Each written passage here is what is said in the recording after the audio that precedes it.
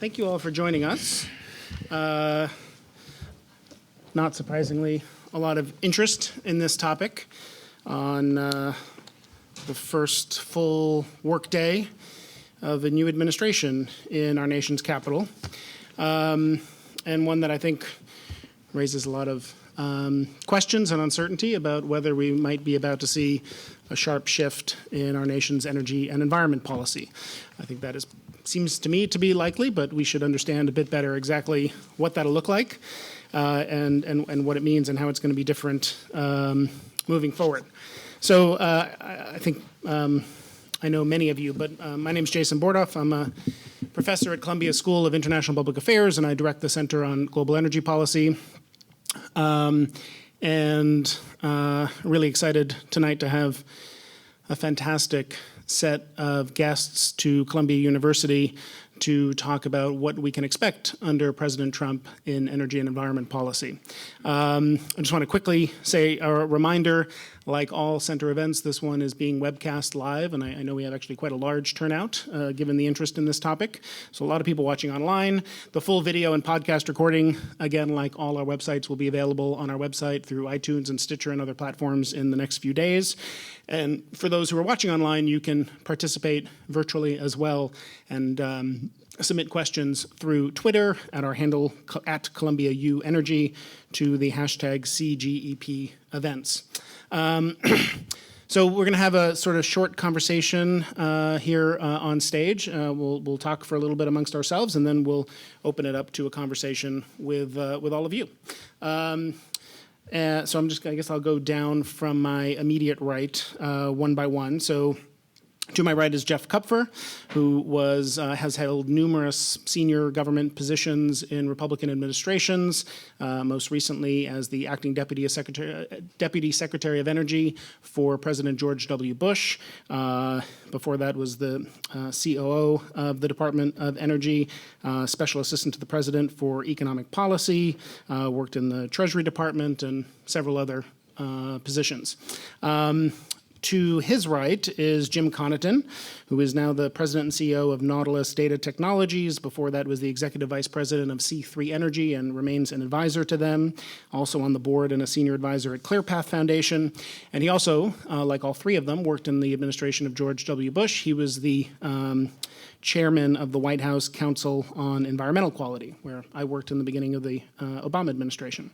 And then to his right is Bob McNally, who is known very well to all of us here at Columbia. He is most importantly a non-resident fellow at the Center on Global Energy Policy. He's also the founder and president of the Rapidan Group, which is an independent energy consulting and advisory firm based in Washington that looks at lots of issues in energy markets and global geopolitics and the connection between energy and national security, and worked also in the George W. Bush administration as senior director and special assistant for international energy on the staff of the National Security Council.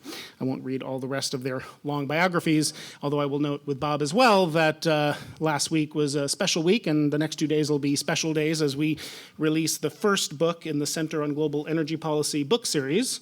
There's a great little logo of the center right here, through Columbia University Press, and this is by Bob McNally, available in stores now, about the history and the future of oil price volatility and why we may be in for more turbulent times ahead. And maybe we can talk a little bit about the extent to which policy may play a role in that moving forward. So with that, let me turn to the panel and just kick things off. I think it would be helpful maybe just to start with a kind of open-ended question and hear from each of you very briefly, so we leave time for conversations, but just in a couple of minutes, what 2 or 3 issues you'll be watching most closely, or what things you think are going to be most consequential that will be very different over the next 4, maybe more years, or maybe things that you think people don't generally understand, something where there's a widespread perception of something and actually you think that that's wrong. So a little bit open-ended, but let me start with you, Jeff. Okay. Thanks, Jason. And I will be brief here because I think it'll be more interesting when we have a dialogue and talk about some of the issues. But first, I just want to thank Jason for having us all here tonight. I remember when Jason was talking about setting up the center, and every time I do something with the center or see the various emails and other things from the center, I'm always more and more impressed on how it's doing. And let me also, since Bob's probably too modest to say anything about his book, I'll put in a plug for his book. It's a good book, and you all should go out and read it, and get it if you haven't already. I was watching one of the Sunday shows yesterday morning, and they asked somebody to try to predict what was going to happen in the upcoming week with respect to politics and first couple business days of the Trump administration.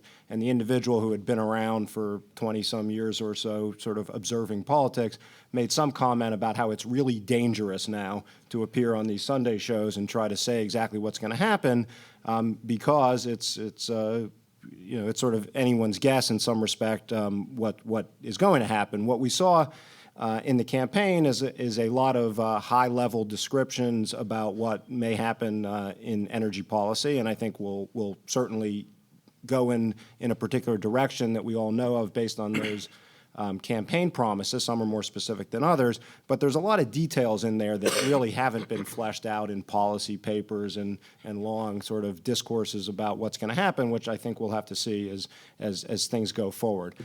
Just 2 points, not really talking about the issues themselves, but just from kind of a process standpoint that I think are useful for people to think about and keep in mind, is I teach a class at another public policy school on U.S. energy policy, and I always spend a couple sessions talking about the structure of the U.S. government in terms of formulating energy policy. And the students are always really surprised about how convoluted it is and how complicated it is and how many different departments and agencies and parts of the White House actually play in developing and implementing energy policy. And so I think it's important to keep that in mind as we think about what may or may not happen in the Trump administration, is there really are few specific pieces where someone can just sort of decide on their own, hey, this is what's going to happen, and everything sort of rolls from there and gets implemented. So what I'll be looking for as we go forward is we know who the secretaries are, we know who some of the senior people are, but I think it's still an open question of who else will be in those agencies, how those people all work together, how the structure of the White House evolves. We saw one in the Bush administration, a different one in the Obama administration for dealing with energy policy, and we'll have to see how that all plays out and sort of how that evolves. And then the one other thing that I think is also important, which we'll come back to, is sometime in the next month or so, the president's budget will come out. And sort of put your money where your mouth is in terms of what things are going to get funded and what won't get funded, and we'll have to see where that goes as well. So just let me ask a quick follow-up before we move on to Jim, but on that, as you said, a lot of the things that actually happen that determine policy are not set among the cabinet in the cabinet room. They're just happening because of people layers down, and that includes a very large civil service and people who are not political and are there for Republican and Democrat administrations. So how much does that mean there'll be more consistency than people think in policy, or is actually, no, it's really just the political, when the political appointees change, the ship can move pretty quickly? Well, I think we'll all have a view on that. I think on many things there'll be some consistency just because there is a bureaucracy that continues to move forward. On certain sort of headline things and big picture things, there certainly will be changes.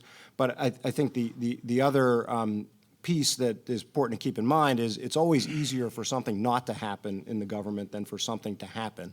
And so the dynamics between the political appointees and the career folks are very important, because when you want to try and implement something, it's nice to have the idea, hey, I'm going to go forward on this, but you need a lot of people in that organization to all be pulling in the same direction. And so that's another place where we'll have to see how how those dynamics evolve. So I got a little preview of this morning because Jim Connaughton was kind enough to come and be a guest in my U.S. energy policy course. I also teach U.S. energy policy. So Jim, let me turn it over to you. Thanks for joining us. Thanks, Jason, and good evening, everybody. It's a great pleasure to be here. So I always like to set context. The global energy system is a massive Panamax ship, and energy policy is a whole bunch of different characters in rubber boats with oars trying to push it around. So as we talk about policy, as we talk about finance, and talk about what a particular U.S. administration may or may not do, let's just not lose sight of the fact that the sort of the private sector overlay to this is, as my Irish forebears would say, ginormous. And so we are talking about the consequence of lots of little puts and takes against the entire sort of energy petro system and the electricity and gas system. And the only way the ship really turns is if everyone's behind the wheel and they want to do something consequential. Okay? But you got to be on the ship, you got to be on the bridge, you got to get everybody huddled around, and you got to turn the wheel together. Okay? That doesn't happen very often.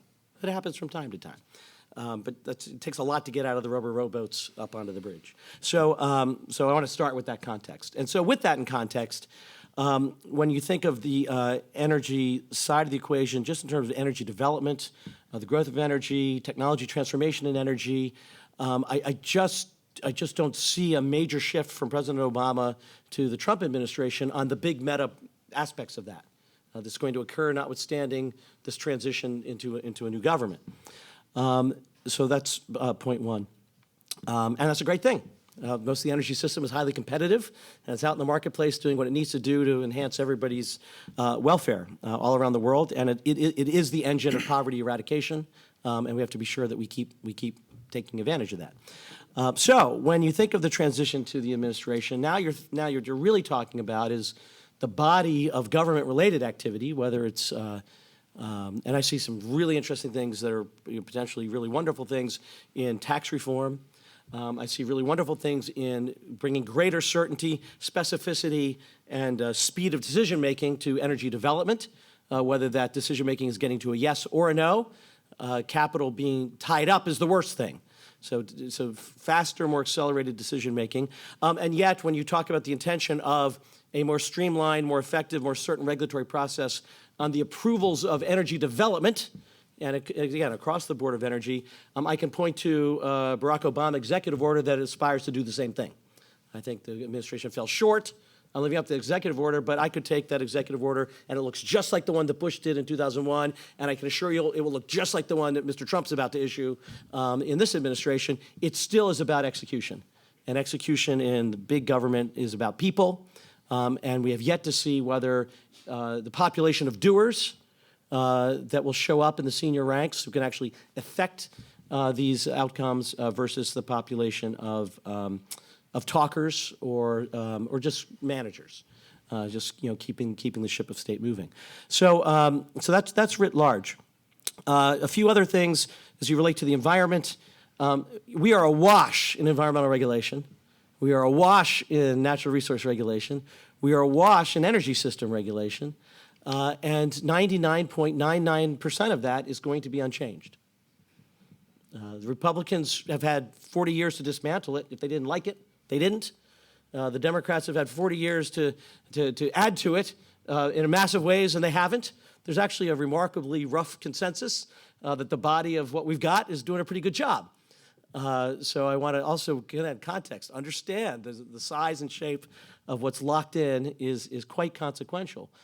And so there are very important policy issues to come, but against that, they are important and they will affect things, and they'll cause billions of dollars to move around and different people to get rich or not get rich, different things to be harmed or not get harmed.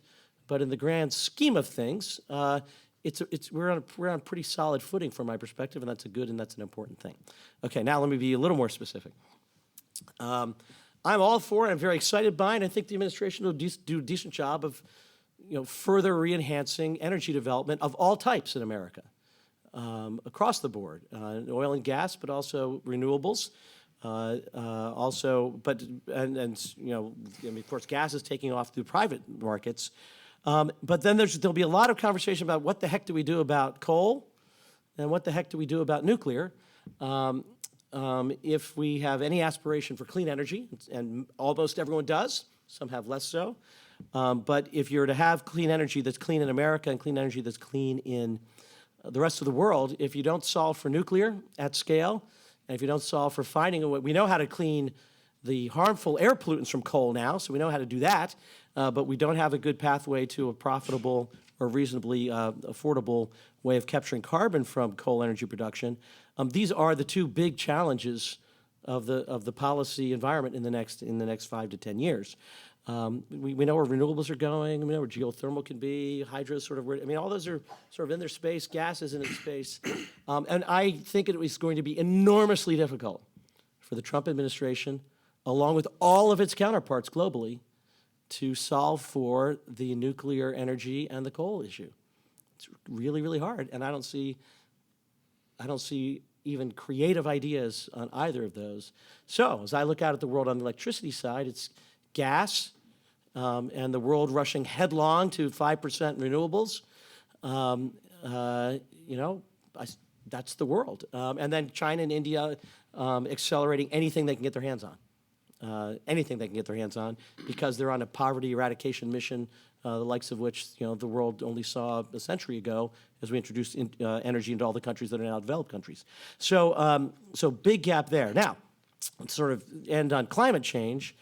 There's over 100 mandates in the United States of America regulating carbon, in either directly or indirectly. 100, all bipartisan, federal, state, and local. The arc and curve of U.S. carbon abatement is very well set in policy. I do not see a substantial change in that at all. And while 95% of political and social and media energy was going to be thrown at this thing called the Clean Power Plant, the Clean Power Plant is already being complied with and will be met 100%, whether the rule becomes final, whether it fails to survive litigation, or whether it goes through a 5-year process of being withdrawn. The utilities are already on a path to full compliance with the plan, even if the plan never gets finalized. So we're going to have a lot of energy around a Clean Power Plan. Please do not pay a lot of attention to that space, because it's not going to affect the arc of carbon emissions in America. And then there'll be a lot of sort of equal amount of ink spilt, just as it was in the beginning of Bush, over what happens or doesn't happen with Paris. Paris is a bunch of non-binding commitments, nationally defined, nationally enforceable, with no common system of measurement or verification. And so whether the U.S. is in Paris or out of Paris or renegotiating Paris, each national commitment is indigenous to that nation. The ability to achieve and accomplish it is the political economy of that nation. And whether the U.S. is in or out is not going to make any difference. And whether the U.S. is in or out is not going to make much difference as to the U.S.'s own carbon curve. So, so very important that we find pathways on international engagement. But I would encourage all of you to sort of take a look at how this works and not get overly excited about either of those two policies, because they're not the most interesting and important places to be from my perspective. Finally, I will note there is a very important energy conversation between America and China, and as it relates to our respective manufacturing bases, and as it relates to the issue of energy access for the poor. It is big, it's important, it could be, a tipping point consequential.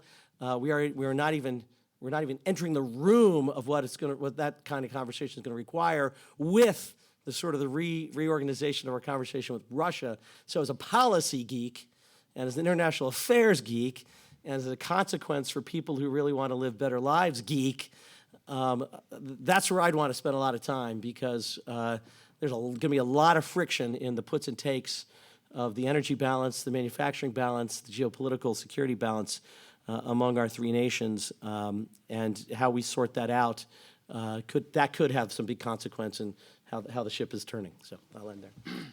So I think there may be some questions for you. There may even be polite and respectful pushback you'll get on a little bit of what you just said. So we'll come back to that. Bob.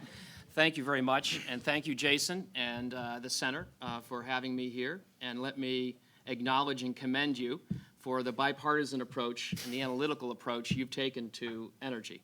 It's one of the reasons I decided to become a proud fellow well before the political changes, because of that approach you take, and I think it's to your credit even more so now. I think when we think about the Trump administration and the Congress and energy policy, I think we have to start from just the observation that the Senate was kept in Republican hands as a result of the election. That was not etched in stone, but it's consequential. It means that policy is going to be driven by the Republican Party. And that gives rise to a fascinating schism that is developing in the Republican Party as it has developed in the Democratic Party, between, let's call them traditionalists, traditional Republicans, and, for lack of a better word, populists or nationalists. And most of the Congress, and certainly the congressional leadership, are traditional Republicans. A good chunk of the incoming White House staff are also traditional Republicans, but one very important incoming staff member, the President of the United States, is a populist, and so are some of his key advisors. And as we think about energy policy and every other type of policy, we have to understand that the populists are going to reopen questions that we as a country thought have been closed since just before 8 o'clock Hawaiian time on December 7th, 1941. Let's call it a Cold War consensus shared by every American president and the leadership of both parties since Franklin Delano Roosevelt to Barack Obama on some core elements of U.S. foreign and energy policy. Collective security, U.S. engagement and leadership. Yes, a focus on domestic production, but also a focus on diversified, safe supplies of energy around the world and secure supply lanes from those supply sources to us and to our allies. All of these things were considered to be essential since their opposite, we had thought, was what led to the largest conflict in history.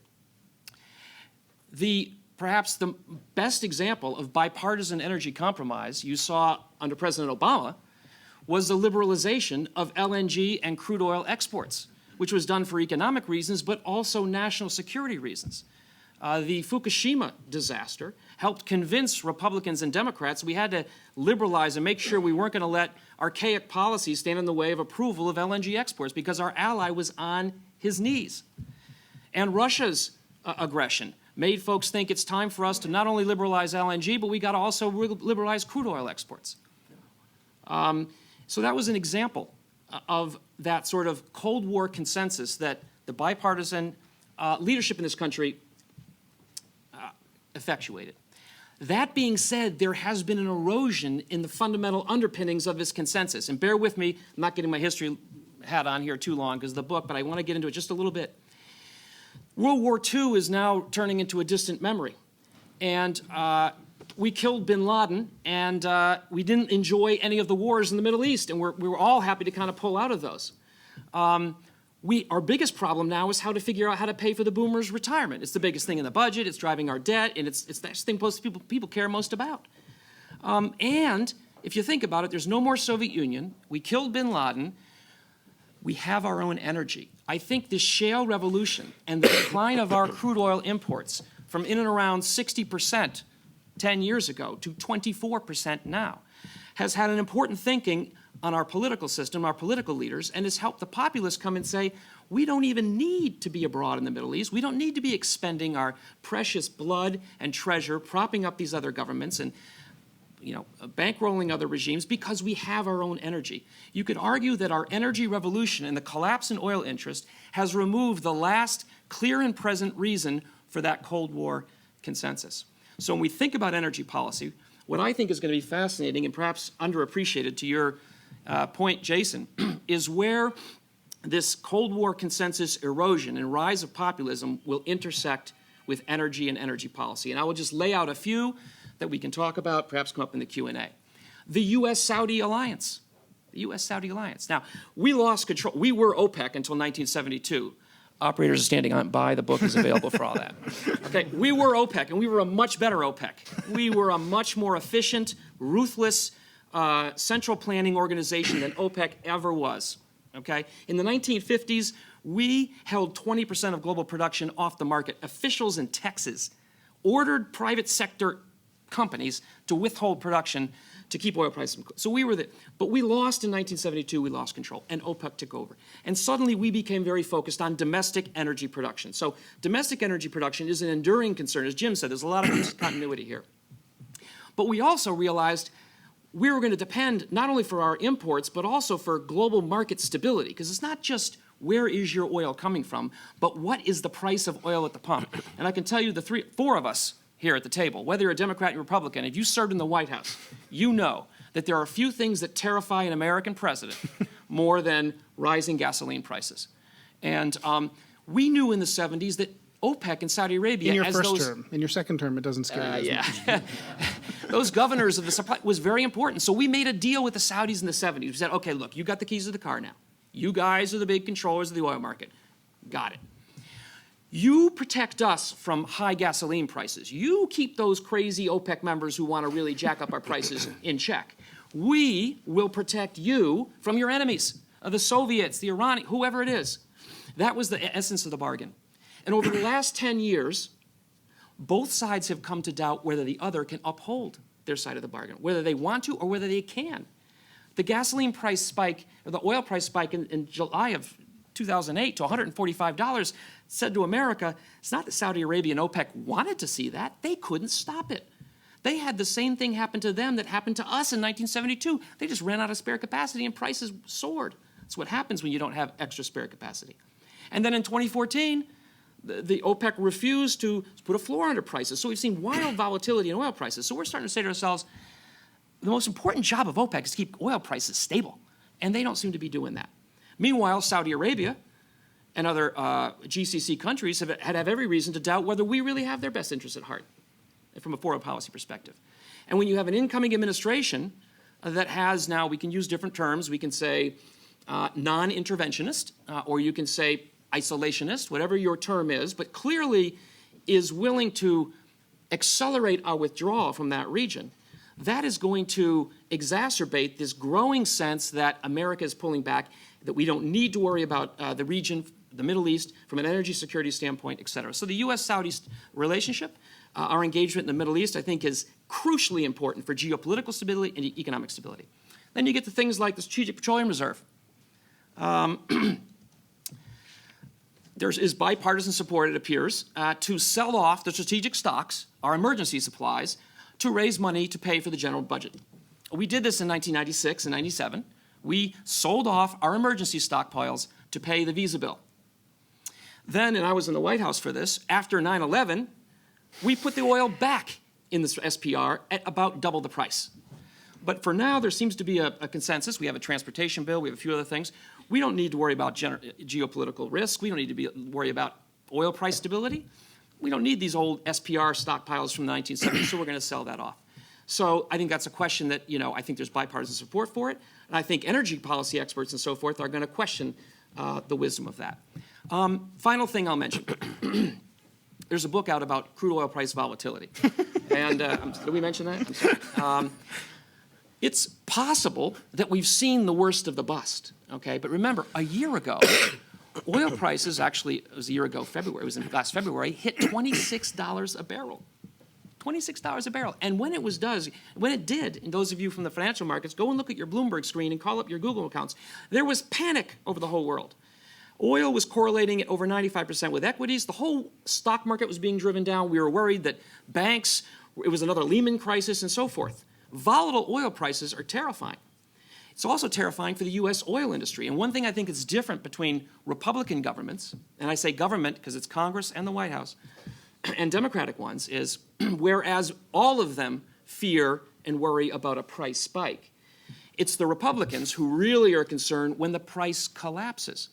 And so I think one thing you may see here, and again, against this backdrop of a sense that we don't really need to worry about the Saudis anymore, if oil prices go down again, you will see cries from the president's supporters, and you've seen them already. We need to sue OPEC under the Sherman Antitrust Act, or at least investigate them. We need to look at import tariffs and so forth. So I think you will see a resort to protectionist and anti-free trade policies in an effort to now defend domestic energy security, because the one enduring value in our energy policy, even before Pearl Harbor, was support for domestic oil and gas production. And that will remain, but that will now take, I think, a much bigger role in our foreign policy. So I'll leave with that. That's great. Thank you. It reminded me about a paper I was reading last night by two economists, part of the Brookings panel on economic activity, so some of the best economists out there, analyzing the macro GDP impacts of this oil price collapse and finding that it was basically zero, that you would expect falling oil prices to boost U.S. GDP, and that didn't happen this time for reasons we can talk about. Actually, Goldman Sachs put out a report finding it was actually negative when it dropped into the 30s. So it's interesting to do we need to rethink, given how the world has changed, the impact of low prices versus high prices on the U.S. Economy? Just as a follow-up, I just want to understand, Bob, what you said, draw a line between that great overview and what it means for energy policy under President Trump. So do you think that I mean, the focus of, listen to the inaugural speech, right? We have a message for the world, America comes first. Right. That was pretty clear.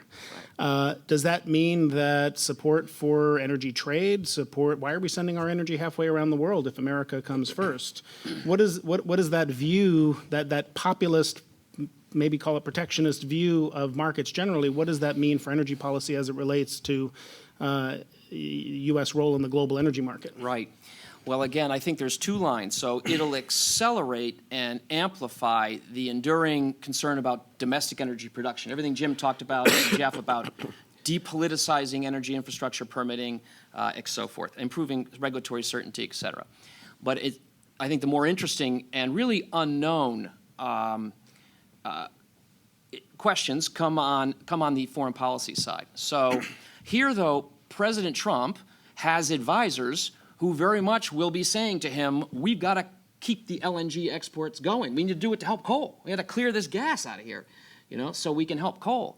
So if and when we come to forcing actions, and I want to say it's been my experience with energy policy, we have sort of two modes in this country, panic and then complacency. And we spend 95% in complacency and then 5% in panic. So panic will come if and when crude oil prices rise again.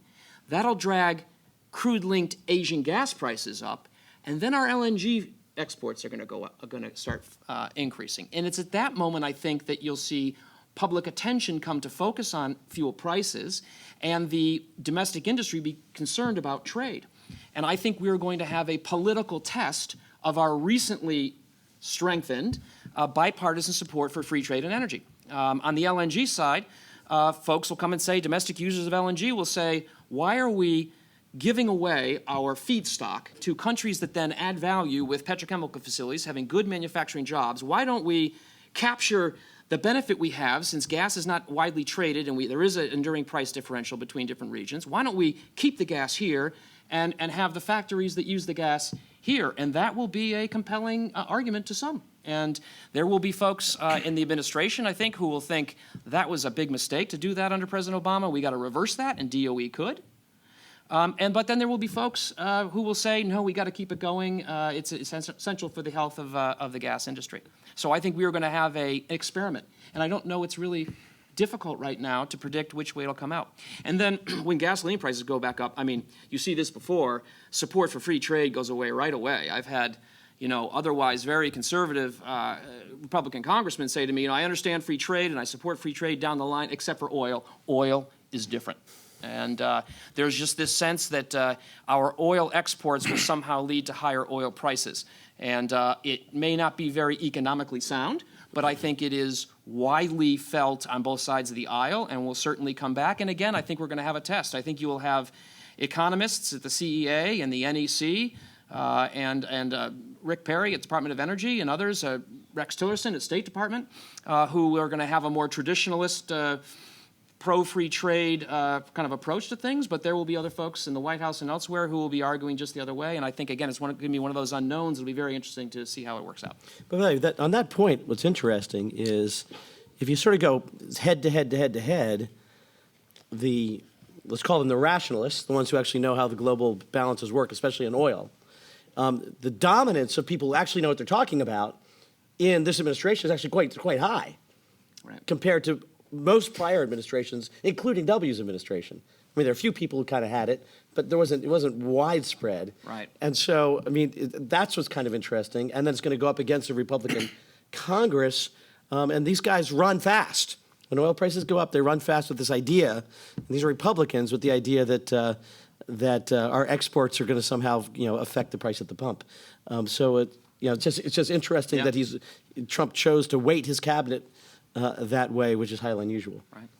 Sorry, go ahead. No, I just want to throw in one thing, because I totally agree with what's been said about this idea of the traditionalists and the populists, and that'll be an ongoing tension within the administration. You saw when the White House website went live right after the inauguration, the way they described energy policy is America First energy policy. That's how it appears. That's the headline of it on the site. And so, that dynamic is clearly there, and I think it'll be fascinating as Bob has explained on the sort of foreign policy and trade side, to see how it evolves. I also think it's a way to look at what's going to happen on the domestic side of things as well. And where those two things line up, where the traditionalists and the populists sort of line up, I think we'll see pretty quick movement, and it'll be pretty obvious what'll happen. And so those are things like increasing domestic production by reducing any regulatory barriers or other things. I mean, both from a populist sort of standpoint and from a traditional standpoint, those are things that will happen relatively quickly. The Keystone Pipeline, for instance, those sort of things. Regulatory in terms of quicker permitting for infrastructure will happen very quickly because those things will line up as well. Another place on the domestic side, though, where we may begin to see a little bit of a variance or a little bit of tension will be going back to the point about the budget and sort of technology spending and doubling spending on R&D for technology. That's a place where maybe some of the budget hawks that are in Congress and other places won't want to spend money on things, but if you're trying to push different types of technology or different types of energy innovation out there, inevitably it ends up being more money, more tax credits, those sorts of things. So we'll have to see how that dynamic plays out on the purely domestic side. So there are a bunch of specific issues I want to come to, and so I'll ask people to sort of keep answers brief too. But just before that, one more open-ended question. I think almost everything you all said, maybe with the exception of sort of the populist question mark next to LNG exports or something, you probably would have said if any Republican candidate had won the election. But somehow there's a sense that maybe this is different, that the kind of rhetoric we hear, the approach we take, certainly the tweeting we see, that there's something different about President Trump in lots of respects, not just energy and environment. And my question for you is, do you think that's true? Is there do you think that relative to what we would see if many other Republicans that you might have put your money on had won, are there any differences that you expect to see under President Trump than we would have seen under any of those Republicans? Well, so I'll pitch in, which is if you take the rhetoric and sort of the conceptual tone, it comes down to what Bob was talking about, which is the idea of trade and trade-related mechanisms as a methodology for distorting the market in America's favor. I mean, you would not get that out of a classic Republican going back, I'm trying to, how far back? Nixon had to play with that a little bit and made a few bungles. So, I think that's the overtone, the willingness to say I'm going to distort the market at the border, and I'm going to distort the market in a way that harms you overseas. I think that's kind of new, so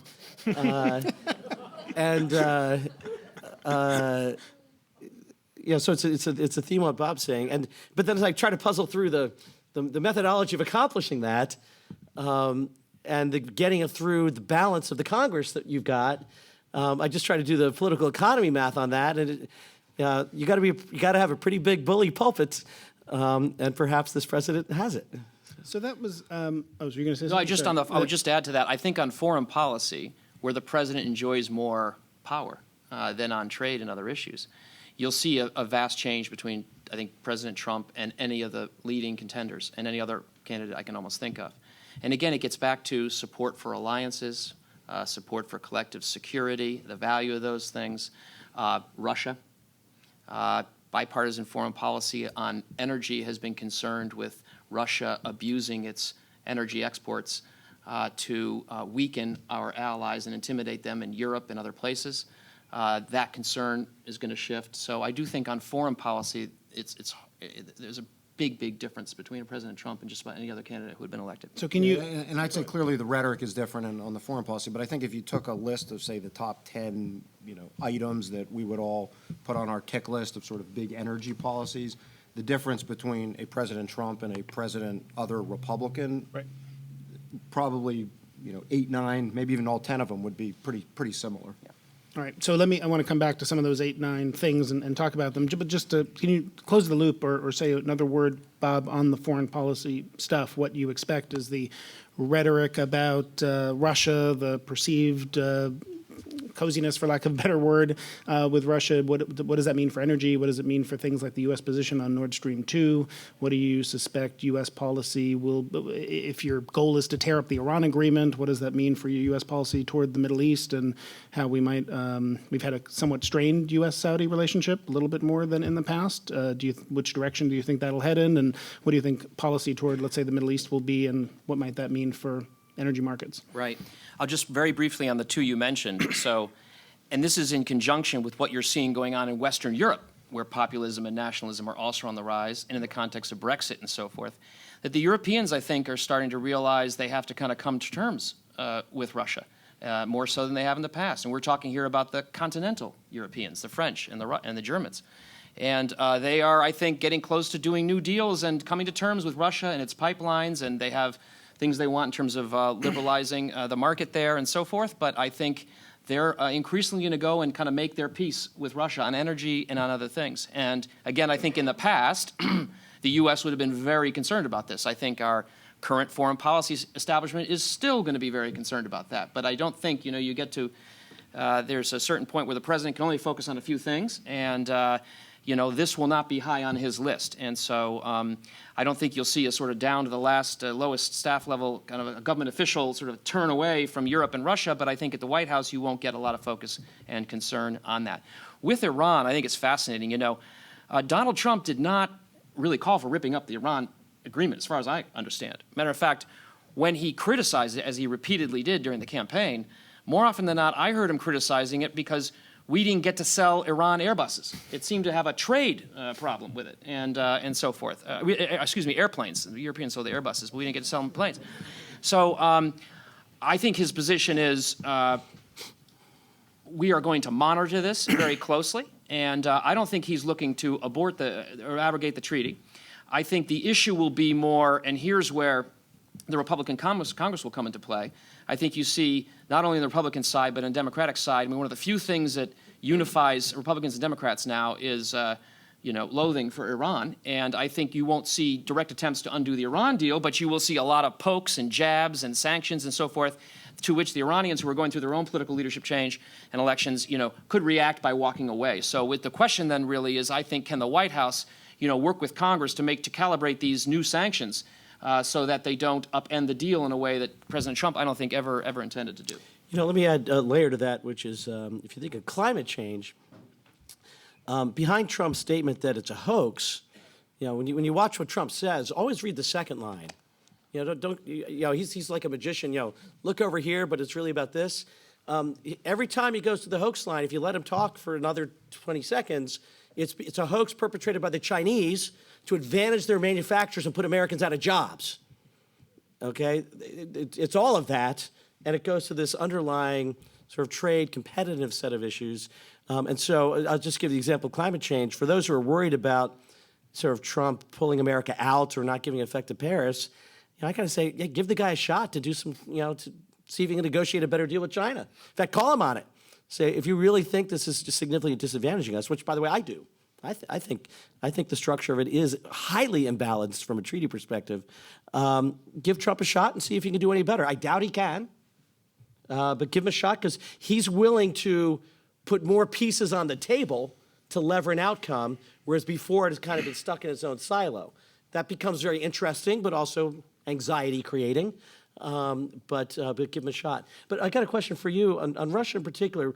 What are some levers that have been sort of rusting and have cobwebs on them that could now actually truly be pulled either unitarily by the executive or that could be pulled in conjunction with the Congress? I mean, because we keep talking generally about this Russia thing, but I haven't heard much about what are specific levers that would be dramatically different to reorder things. Well, I would think and maybe just keep it brief so we get to all the other. well, any whiff of a hint of drawback of support for LNG exports, even if we're not exporting LNG right now, would get into the Russians' head in a positive way. I think us exporting LNG, even though the economics made more sense to Asia, us exporting LNG got into the heads of the Russians. And I think even hinting that you could weaken on that would be welcome in Moscow and be seen as a tilt towards Moscow. So one of the – oh, sorry, go ahead. There's pipelines in the South Stream.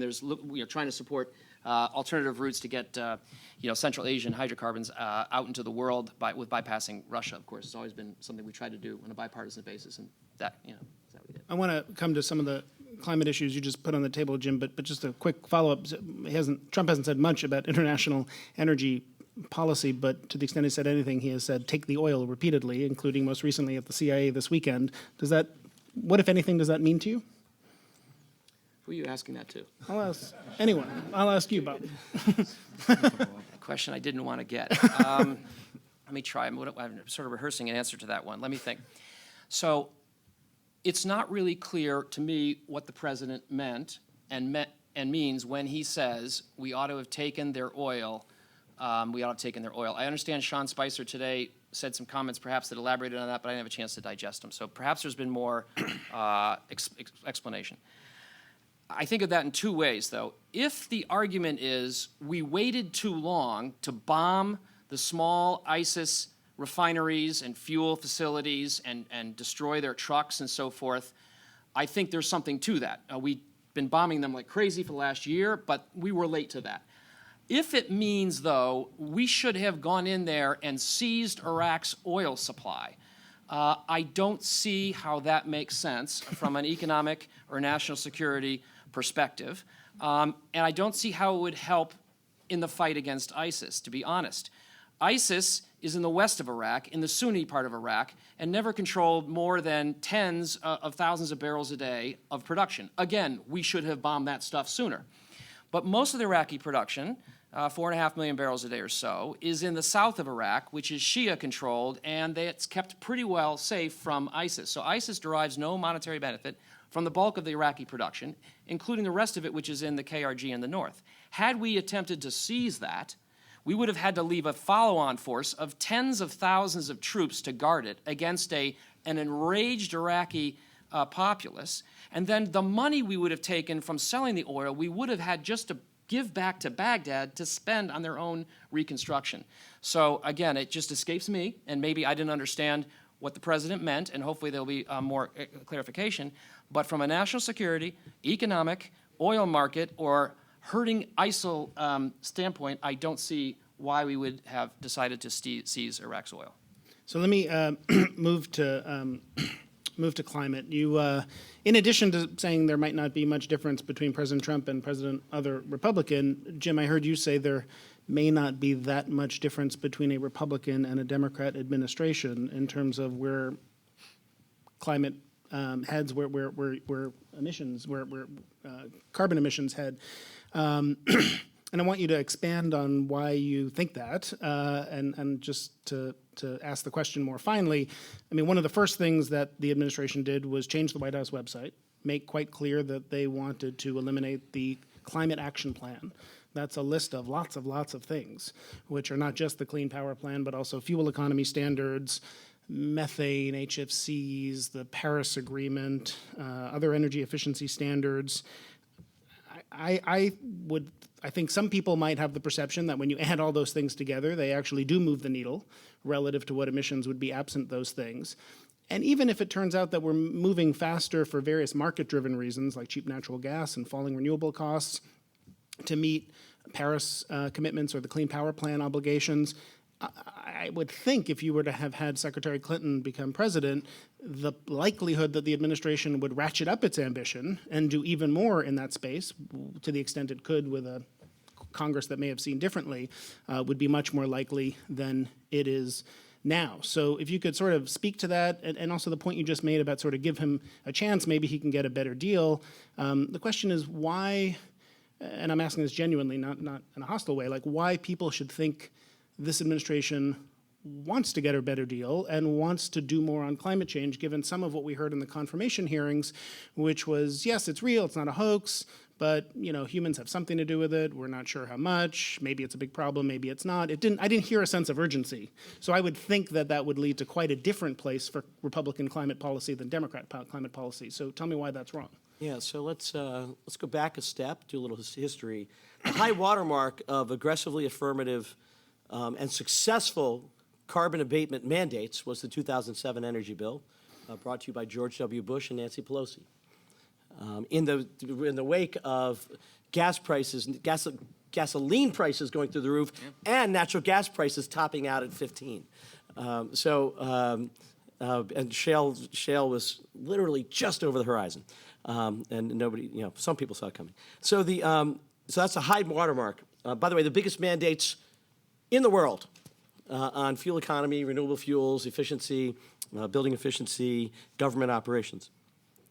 The next high watermark would have been the cap and trade bill, the Waxman-Markey cap and trade bill. And let's really understand that. This is the high watermark. This is Barack Obama. All the political capital you could ever want on the issue, and the entire utility sector, of which I was a part, lying down, saying just bring it on, okay? You never get it that good. You have 60 members of the Senate, all of your party, every one of whom is a climate gladiator. And you couldn't even get a bill out of a committee to the floor for consideration. You could get a bill out of a committee for consideration and debate by the U.S. Senate with a filibuster-proof majority. Something's out there in the constituencies. And by the way, remember, shale gas is coming on strong. The fuel economy mandates are happening. Something's going on with the political class that says it's a step too far. And by the way, that step too far, if you took Waxman-Markey, sort of take that as an aggressive bill, that step too far is a carbon abatement outcome that's already been fully satisfied by the utility industry. So if you say that Hillary Clinton coming along, certainly with a Republican Congress wouldn't happen, but I would say even with the Democratic Congress, what is it today that would be different that would cause a level of ambition well beyond that articulated by the Clean Power Plan, which, as I told you, is already going to be met, okay? And so what would be different? Two things have not changed. We don't have a commercially competitive alternative to petroleum with the associated infrastructure that allows for head-to-head competition for a lower carbon alternative. All right, we just don't have it. Now, there's all kinds of reasons you can talk about, government policy, what have you. And we haven't solved for how you can fully displace the absence of coal and the absence of nuclear from our energy mix in terms of providing safe, reliable, and affordable baseload energy. So if you're unwilling to build a lot more nuclear, there's not a zero emission equivalent sitting out there that can compete against gas. And so until you have a sense of the horizon on both of those, remember, we're stuck at 10%, well, not even at 10% on ethanol right now, on biofuels, and that's going to be debated. If you don't see how either of those gets to 30, 40, 50% head-to-head competition, you're not going to get anyone putting a mandate in, because the mandate means price spikes. Because if you don't know what the technologies are, if you don't know the relative costs, if you don't know the TCO, the total cost of ownership as it relates to the energy system, your biggest fear, and it's not just the president's fear, it's the entire U.S. Congress and every governor and every county official in the United States political class, if they can't see what it adds up to, and there's the threat that it's going to be more than a 10% hit, they don't want to be on the receiving end of the voters' ire. So this is why I say we're kind of stuck. And then if you believe the inherent common sense, I don't know if I sort of agree with it, but if you take the inherent common sense of the imbalance between coal-based manufacturing in China and non-coal-based manufacturing in the U.S. and the sort of the imbalance of your inputs as it relates to that, if you feel that's true, that's an even scarier thing. So they call it carbon leakage. So those of you not in the know, if I put a big constraint here, and all it does is move the production over there where they're using a lot of coal. In fact, they use 4 times more coal than we use to make the same thing. I've just made the environment worse. And certainly, by the way, 100% of people who care about climate change can agree that if I'm simply moving the emissions to China, that's not a good outcome. Okay? And so there's a sort of an intuition that Mr. Trump has on that I think has some important saliency.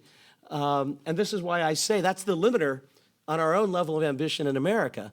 And so that's why at the end of the day, it's got to be America and China crafting a methodology around this that will be of some scale. And so I'm all about technology innovation now, because you got to find something that's cheaper than gas, and you got to find something that's cheaper than coal, that's scalable to baseload, and that can help balance out the renewables we need. And so I don't see it right now. Let me ask, can I ask a follow-up to you? Or, Yeah, go ahead. and then you can work in what you're going to say about that. So, I mean, you were telling a story, Jim, about why progress on climate, in your view, would be sort of stymied in maybe regardless of who was there, just because the political system is where it is, and maybe it's difficult to make progress for anyone. There may be concern, actually, that we're going to see progress walked back because this administration... I don't see. This administration has said it's going to bring coal back, it's going to open up oil and gas drilling in the Arctic and other places on federal lands and lift the moratorium on coal. And how much of that is kind of just rhetoric, and how much do you think we can actually... If this administration wants to ramp up fossil fuels, do they have the ability to even do that? Maybe Jeff and then Jim. Okay, well, just for the direct question, I'm going to circle back on something. I think there's certainly things the administration can do in terms of opening more access and saying, hey, we're going to have more coal leasing on. Do you think that'll have much federal impact land. on production? But going back to the point that we were talking about before about the private sector, you still need the private sector to decide, hey, that's a good idea. I'm going to spend money and capital and effort to go ahead and do so. And with the current set of gas prices and economics that we see, I'm not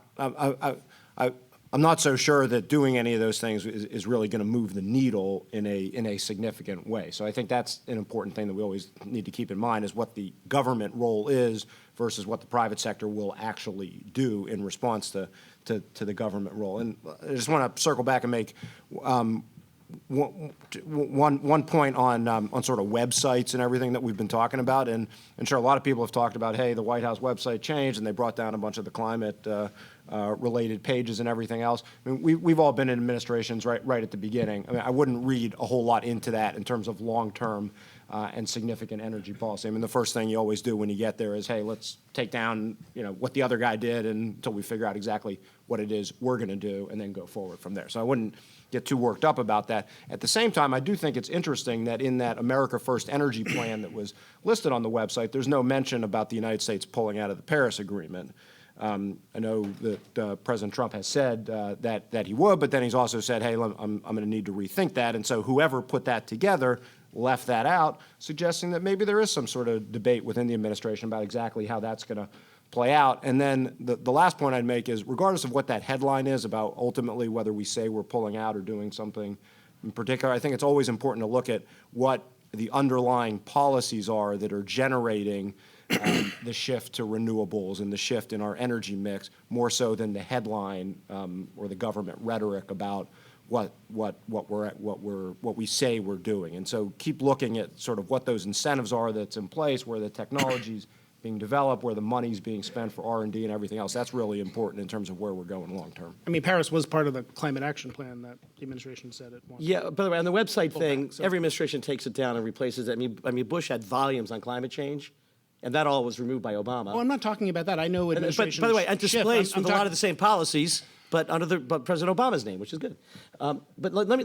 My point was only that when Paris is nothing but a promise by a bunch of countries to meet certain domestic targets. The Obama Climate Action Plan was sort of the full laundry list of everything they tried to do to get there, and that full laundry list was targeted immediately. That was my point. Yeah. So let me pick up on that, which is, as I said, there's 100 mandates. Actually, if you slice and dice it, it's a couple thousand mandates if you do each energy efficiency standard one by one. Those aren't changing. I mean, there's Republican governors put them in place, Democratic governors, Republican legislatures, Democratic legislature. Those are not changing. So let me draw a really sharp line on Clean Power Plan. I'm going to draw really sharp, and it's going to shock some of you, but hopefully not all of you, which is during the time that the Clean Power Plan was in development, 7 years. Remember, this is the most important issue facing humanity, and yet it took 7 years to produce the rule. Why? Because during the entire 7 years of its pendency, if you're a utility executive, and I was one, while there was no rule, you could not dare to invest $3 billion in a brand new coal plant. There's a de facto ban on investment in new coal while the rule is pending. Now, by the way, the rule, when final, would allow for some new coal build, but while it's pending, I don't know what my plus and minus is on my pro forma in terms of the profitability of that plant. I can't go to my Public Service Commission and be able to explain exactly how much it's going to cost my ratepayers. Ban on coal. Then it goes into litigation. Okay, it goes into litigation, and then the Congress is threatening to overturn it. More uncertainty, right? 3 more years of nobody would dare to build a brand new coal plant. The Trump administration comes in, we're going to tear up the Clean Power Plan, we're going to get rid of it. Well, that can't happen overnight. There's a whole regulatory process. You have to repropose, you have to withdraw your cases from the DC Circuit. Okay, another 4 years of uncertainty. By the way, 4 years, that's the end of a president's term, isn't it? So if you're a utility executive and look at the EIA report, the outlook for investment in new coal, and it will validate what I just told you, 0 or close to 0, because nobody can commit $3 billion to a clean coal plant that you don't know the carbon number on. So perversely, there's a dissonance here, which is if the Trump administration wants to save coal country, you have to affirmatively legislate a carbon number. It's the only way to save coal country. If you want to get people to invest in carbon conversion or carbon capture, you have to have a viable coal industry that's worth making the investment in that technology so you can make money off of it. But you will not make that venture investment in carbon conversion technology unless you know there's a future for new coal. Because who are you going to sell it to? Nobody's building new plants. And so we have this really fascinating irony, because if you want to save coal country in the name of what you think is really misguided ambition on carbon, the only way to do it is actually with an affirmative carbon number. So I find that to be the most curious of all the things we're dealing with. So I want to open it up to questions in a couple minutes, but first maybe just like a little lightning round with 60-second answers about some specific issues that we might see coming down the road. And let me ask first, anyone, or I'll call on someone, in the spirit of things that might get reversed, regulations you see in the crosshairs for rollback, either administratively or using the Congressional Review Act. Things like the venting and flaring rule have been prioritized, I think, by industry as things they would like to see rolled back. Thoughts on which regulations might be most at risk that we've seen come out of EPA or Interior recently? Well, you mentioned some. I think Jim would know more, but I think the Clean Power Plan is effectively dead, even if the court upholds it. But I think that's going to be effectively dead. It lives on. It'll be litigated and so forth for a while. Although I thought it was interesting that Scott Pruitt, designated EPA administrator, did not say he thought the endangerment finding needed to be reviewed. And if that remains the policy, it's kind of interesting, because that means the EPA under President Trump is accepting the need to regulate carbon. Then the question becomes how. So that's kind of an interesting, I think, development. But I think the Clean Power Plan is more or less dead.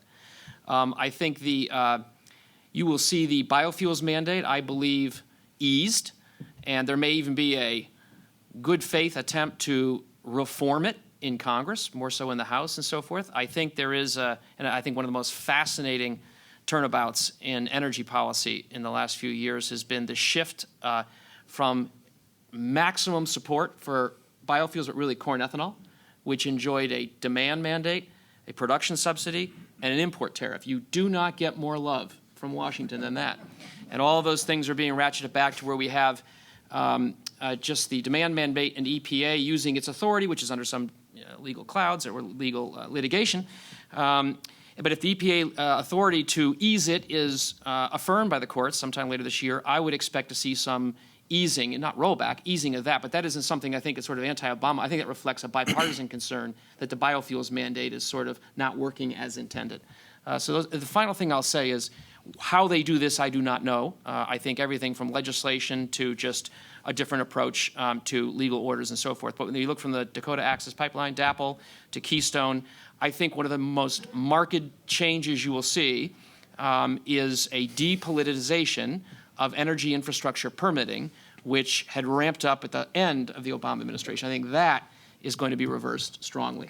Depolitization means we'll see permits issued quickly. Is that what you mean by depolitization? Absolutely, or not held up for political reasons, pertaining to certainly climate change or other ones. I think it's going to be maybe even a diminution of the federal role in permitting. I could even see getting rid of the federal authority to permit cross-border pipelines, or give it to somebody else where it's very perfunctory. Just get politics out of cross-border pipelines, and don't allow climate change through NEPA and so forth, and Jim knows more about this than I do, to delay or make more litigious permitting of infrastructure domestically. Can you say a word, Jim, about the greenhouse gas guidance under NEPA that CEQ issued? And I think there's an expectation that will be that'll be eliminated or reversed. Yeah, so let me pick up on the pipeline permitting thing first. So Bush had an executive order. We created a whole task force, cut the permit review decisional time down from 3 to 8 years down to 1 to 2 years. You never heard about it because it was wildly successful. Most projects actually aren't controversial. They just take forever to get permitted. And then there are a few celebrated ones. But and so it can be done. It has been done. Obama used the same set of techniques to permit wind and solar on public lands. Okay, and really got that. In fact, they permitted a wide swath of them. But then DOJ filed an enforcement action against Duke Power for their windmills killing endangered species. And it was a $200 million fine. And so even though all these projects are permitted on public lands for wind and solar, they all came to a grinding halt because they didn't know the day they invested in the project if the Obama DOJ would be taking them down criminally for killing not just endangered species, just migratory birds. So there's an example of a little thing that if you fixed it, you get a lot of development, and wind and solar development in particular. So on the greenhouse gas guidance, actually, Bush issued a greenhouse gas guidance on NEPA, and the Obama administration slightly changed it. The level of change was deemed to be heroic, excessive, and causing additional problems for getting projects cited. I think there's something to the fact that we put a lot more paperwork into something that really didn't require a lot of paperwork. So it created a new process point for judges. And the way judges work in these NEPA permits, these environmental review permits, is you bring it to them and they say, you could have done a little more study. They always kick it back for more study because it's the easiest way to get the case off their docket for a little while. And it just kills capital planning. And so I think what you will and should see, and you'll probably see legislation for the first time, that was our mistake, is an accelerated get-to-decision process. And the theory should be, I don't care whether it's yes or no, I want a decision in a year. Because a no answer is just as valuable to capital planning as a yes. But if it's I don't know, these energy companies will spend millions to try to keep the project alive. And so kill the bad projects quicker and get the better projects moving. And I think there's real promise for that. Waters of the United States. That is a really big impediment, the way it got reinterpreted by EPA. That's like mainstream Republican viewpoint. And by the way, I could pick up 10% of Democrats on that one too. It's just a real impediment to, and this is wetlands. How much are you impacting wetlands? Well, under the new rule, I'm going to be facetious about it. Everything's a wetland. The entire campus out here, as a result of this rain, is a wetland. It was really hard to look at the new rule and know what you were doing with the project going in terms of what your obligations were to protect and mitigate for wetlands. So I think that was an overreach. It has harmed a lot of capital planning and investments, and so I think you'll see that. But that's mainstream. There's nothing sensational about that, other than the difference of opinion.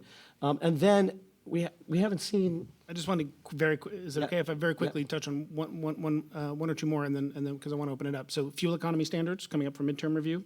Do you expect them to be weakened under this? Let me just say, there's incredible dissonance coming, and it's a good dissonance, which is one. Bob talked about renewable fuel standard. So California is about to do another one. It's really crazy rules to redo the low carbon fuel standard as it relates to vehicles in California, and every auto company, including the really green ones, hate it. Like, they really hate it. And so their level of how much they hate it is on par with how much they hated what California was doing back in the 70s that gave us the federal fuel economy mandate that preempted California. And then we come back full circle, and under climate, California starts re-regulating, calling it climate protection, not fuel economy, right? So we sort of undid the preemption of the original law. So I think there's a really interesting opportunity that would be good to revisit how we do vehicle fuel economy. It was an improvement in 2007. I think there's one more step of improvement. And if the horse trade is to fully preempt California again, you actually might get a pretty decent, and you guys should help describe it and define it, a pretty decent improvement in how we do fuel economy. The short version of which is fuel economy standards look backwards. How expensive is gasoline? How much existing technology can reduce it? And does the cost of that exceed the amount that you're going to bring it down by, and you go forward. Now, if gasoline prices are falling, the fuel efficiency standards are less stringent. And because you're only looking backwards at technology, you can't create an incentive to take advantage of something like fracking, okay? Because it's based on the technology of yesterday, not the technology of tomorrow. So if you had it looking forward, like a fee-based system, look it up, where you create an incentive for somebody to bring a disruptive technology into the fleet mix, and they were able to like score a big rent off of that, instead of the way we currently do fuel efficiency, that could be kind of exciting. Jeff, are you expecting to continue to see support for clean energy R&D and the tax credits for solar and wind? Yeah, I would. I mean, I don't know exactly what level it'll be, but my assumption is that that'll continue. Tends to have a life of its own. You saw it in Rick Perry's confirmation hearing. He was asked about it. He said he's the chair. I mean, he'll either have an open mind or he's very supportive of it. And most of that spending actually takes place at the Energy Department, and there does seem to be bipartisan support along those lines. So my assumption is that will continue at a fairly substantial level. But by the way, and you know why? Because it's a federal subsidy to reduce the apparent cost of complying with the 37 state renewable power mandates.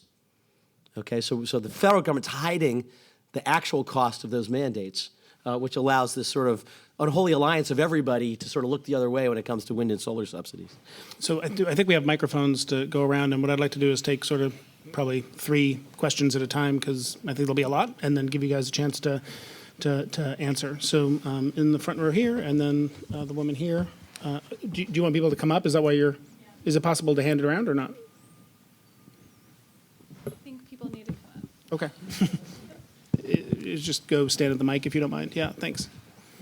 And if folks could just briefly introduce themselves. Mike Eckhart from Citibank in downtown. I was in the Middle East. Can't tell if that's on. Maybe turn it this- toward you. Is this on? Yeah. Yeah. Okay, so I was in the Middle East last week and saw a good friend of yours, Jason, the Minister of Energy of Saudi Arabia. I saw him give 2 speeches and I had a meeting with him. All 3 times, he really emphasized, I was surprised, he was really emphasizing the importance of the friendship between Saudi Arabia and the United States. Really made publicly and privately, like this is on his talking points. Why was that? What's in his mind? That surprised me a lot. So, All right. what's, So a Saudi energy policy question. And was there, who was, oh, yeah, please, we'll just take a few at a time if that's okay, yeah. All right. Can you hear me all right? Yes. Well, I have 2 questions really, and my first question is, about what I'm hearing from energy policy analysts. Identify yourself, is that it? Oh, I'm Nish Amarnath from S&P, based in New York. 2 questions. My first question is, what I'm hearing from energy policy analysts is that there will continue to remain challenges getting permits for pipeline and energy infra projects at a state level, even if it might be easier to, at the federal level. And there is a lot of political calculus in states like New York. I've heard there's political horse trading going on. I'm hearing Ohio, Pennsylvania, and Georgia are the other states to watch out for. So how do you see this pan out? Do you expect a significant impact in terms of, developers finding it easier at a state level to get license permits for projects? Okay. That's my first question. My second question is mainly for Jason. A couple of months ago, Jason, you had indicated, you'd said that you expect the Clean Power Plan to continue to exist in some form or the other, no matter who becomes president. And I'm wondering if you still agree with that, because I know Bob said that the Clean Power Plan is dead. I'm open to perspectives from all of you on that. Thank you. I think I was quoted the day after the election saying the Clean Power Plan is probably dead. So I don't know if I had that. I don't know if I had that view. But let's. Anyone want to take either that question or the permitting question? Well, I'll go with perhaps the Saudi one. I think the minister's concern about the minister's comments reflect his genuine concern about the health of the U.S.-Saudi relationship. And as I said in my remarks, I think that concern is well-founded.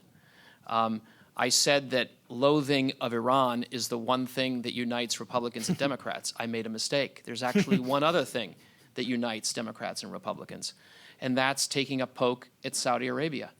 the Saudis justifiably were concerned by this JASTA Act, which seeks to, what did, strip Saudi Arabia or other countries, was aimed at Saudi Arabia, at sovereign immunity for trials and court proceedings for terrorist attacks.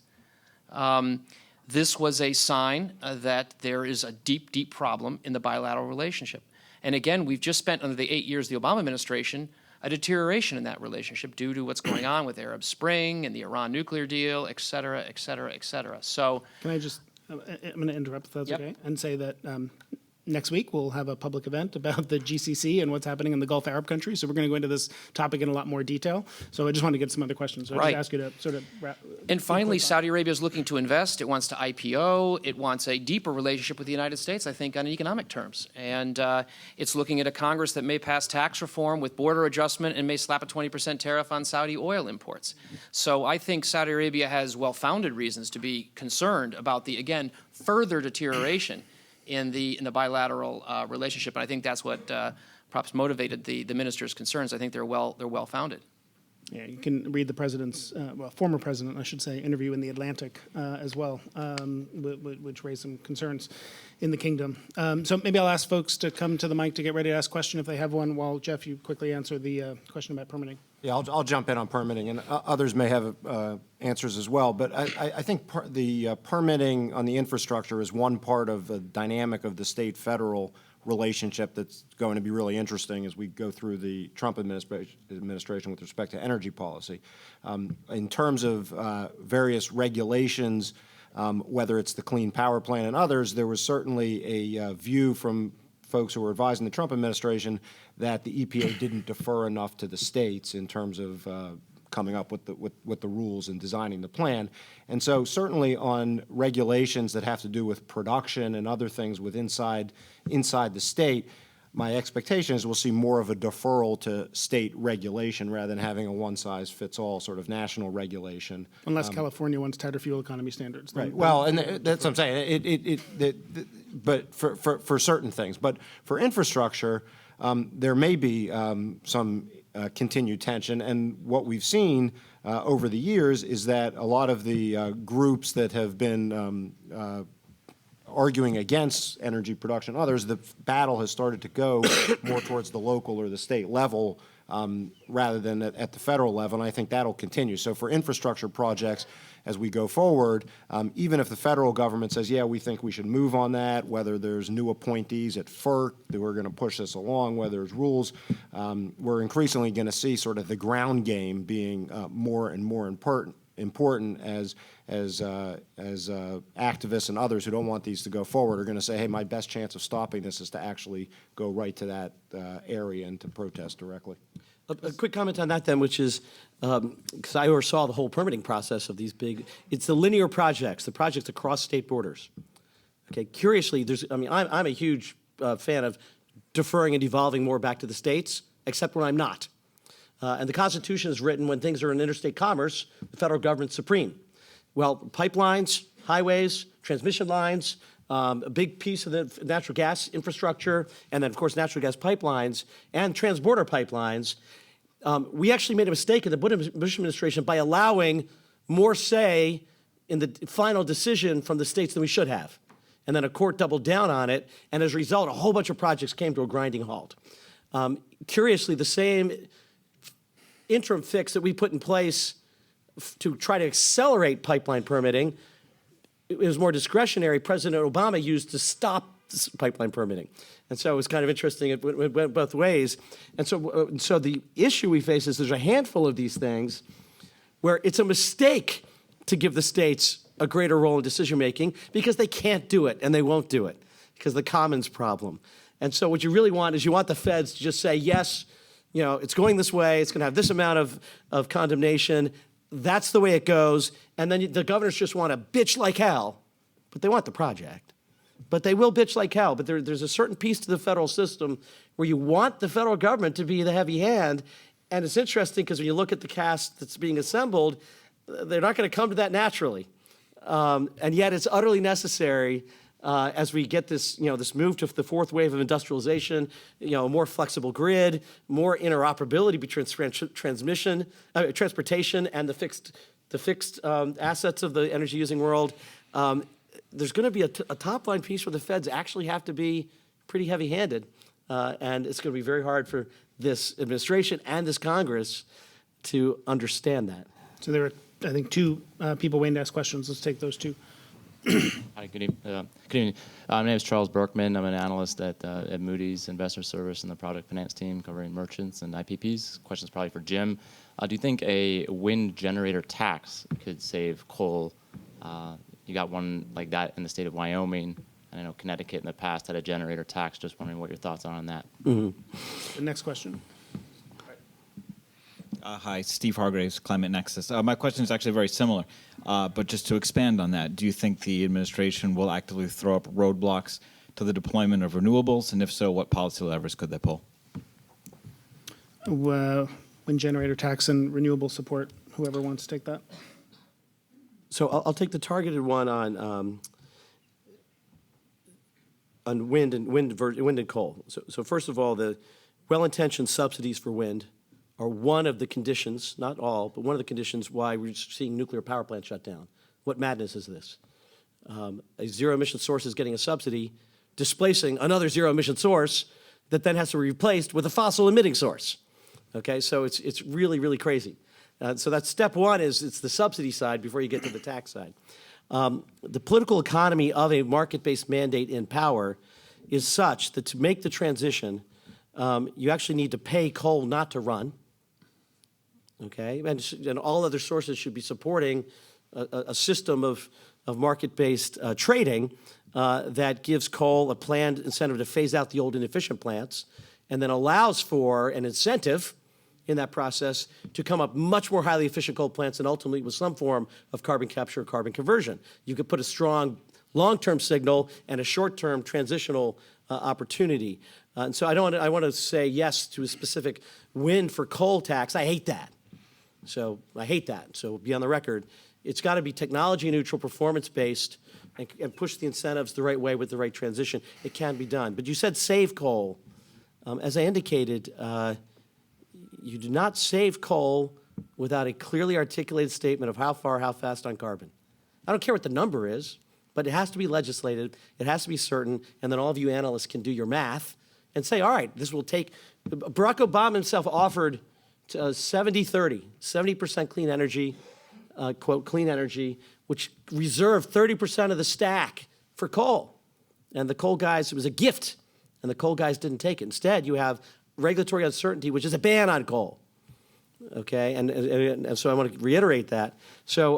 So that's the way I would address that question, I guess. And just on renewables generally, Jeff, do you think, would you say you think there's ideological opposition to renewables, or no, it's just we want more oil and gas and coal, we want more renewables, we want economic activity, we want greatness, we want sort of all that stuff. What do you think? I think it's more the latter. The question talked about what roadblocks the administration may put up, and I wouldn't characterize it as roadblocks. I don't think the administration would affirmatively go out and do something that will make it that renewables are less economic or whatever to do. I could see the administration starting to pull back some of the incentives or some of the other sort of more favorable things that are in place, especially over time.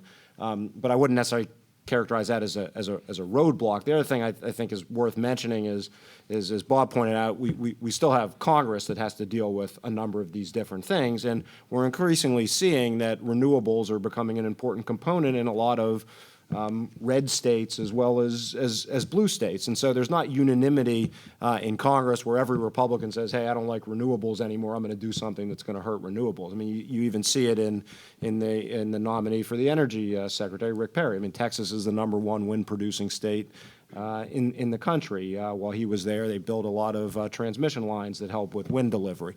And so it's not as clear-cut as sort of Republicans don't like renewables, Democrats do. And you think the investment tax credit and production tax credit extension, part of the deal for lifting the export ban, those will remain?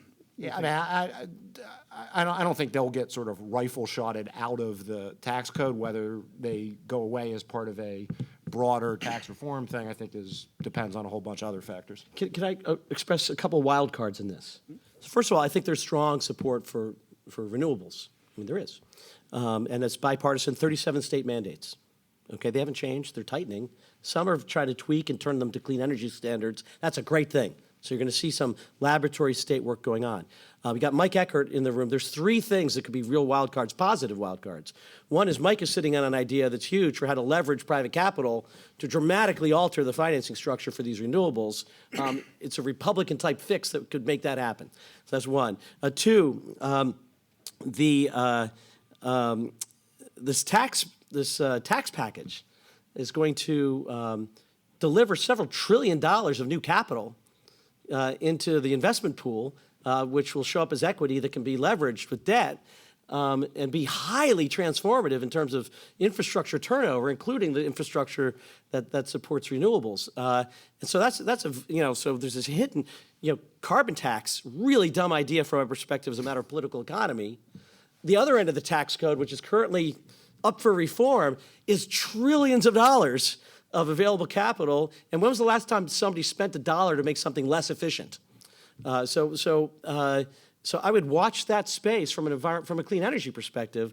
Watch the space. The third game changer is we have to decide as a nation whether we're going to go back to 100% monopoly regulated rates in the electricity system, or whether we're going to finish the Ronald Reagan commitment to restructuring these major infrastructure sectors into competitive. And right now we're stuck in between, which is the worst of all worlds. So if you had a wild card, the Trump administration could be that wild card to power what Reagan did with AT&T, if that would unleash a lot more resources toward these cleaner energy sources, and unleash a desire for the utilities themselves to create new market models to onboard that in combination with these balancing baseload resources. I mean, that would be huge from my perspective. We only have a minute or two left, but Bob, Jim mentioned potential tax reform. I think one of the things that could be quite consequential for the oil and gas market in particular is the idea of cash flow tax to replace the corporate income tax and border tax adjustments. Can you talk a little bit about what the likelihood might be and what the impact might be? Sure. Well, just the broad tax reform, to echo what Jim said, I mean, immediate 100% expensing and the corporate rate coming from 35 to 20% is going to mobilize capital like we've never seen. But as you mentioned, I think those things are, well, you didn't mention, but those things are very, very expensive. And again, among the particularly traditionalist Republicans in the Congress and the president's incoming OMB director, there's a concern about paying for it. And so to pay for it, but also to move towards a territorial tax system, to remove an incentive we have to send capital abroad, so to do those two things, to pay for all the goodies that's going to bring $3 trillion in, but also to remove the incentive for capital to flee this country, you have this border adjustment tax. So under that, you would basically tax imports and not tax exports. And that would mean that imports of crude oil and refined products, if it's just at its face, would have a 20% tax on that. And so if you're a northeastern refiner importing domestic crude and selling gasoline, importing crude but then selling gasoline domestically, you have an issue. Now some say the dollar will adjust or the oil price will adjust and hold you equal. The dollar doesn't help you because oil is dollar denominated. But whether and how OPEC responds and so forth, I think you can have a lot of on this hand, on that hand. But I think that is a concern if you are a northeastern refiner. However, if you are a Midwestern or Southern or anywhere sort of domestic oil and gas producer, now with this ability to export, it's wonderful because your cost capital is going down, you're going to invest more, and you can export free, and the price of your oil will rise in the United States as those domestic refiners seek to come to get your oil to avoid the tariff. Who really gets concerned about this, and this again goes back to just our principled support for allies and free trade, is Canada. Canada is literally hardwired to the United States in terms of oil exports, heavy down into the Midwest, the South, the Gulf of Mexico, and light into the Northeast, with right now no really other good options. So if you're Canada and this thing goes in as it is, you're going to be facing a real problem. You're going to be building a lot of storage and looking to try and build pipelines to the coast and get to Tidewater. So I think it'll affect different sectors differently. I know some of the, again, refiners in states that are sort of landlocked, import dependent, with the Jones Act and so forth, very difficult and expensive to get product in to the Northeast. They look to have to see profit compression and maybe pass along higher gasoline prices to their consumers. In the Midwest and the Gulf, it's a little better. So this is a topic that, in my view, deserves a whole event on its own, and we're going to do that. We're also going to have a research paper coming out on it because the impacts on energy markets could be quite consequential if the result of a border tax adjustment would be to drive a wedge between U.S. prices and world oil prices, and what that would mean, particularly in a world of shale, where the impact of any sort of bump up to the U.S. price could have a much bigger impact on production than would have been the case not long ago. Just very quickly, I'm curious. We've seen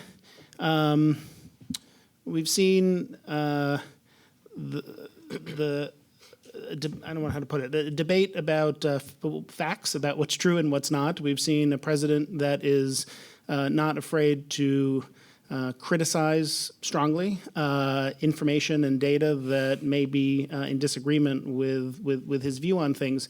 Do you worry at all about the credibility and integrity of U.S. government data sources like the Energy Information Administration, which is so important to all the work that so many of us do?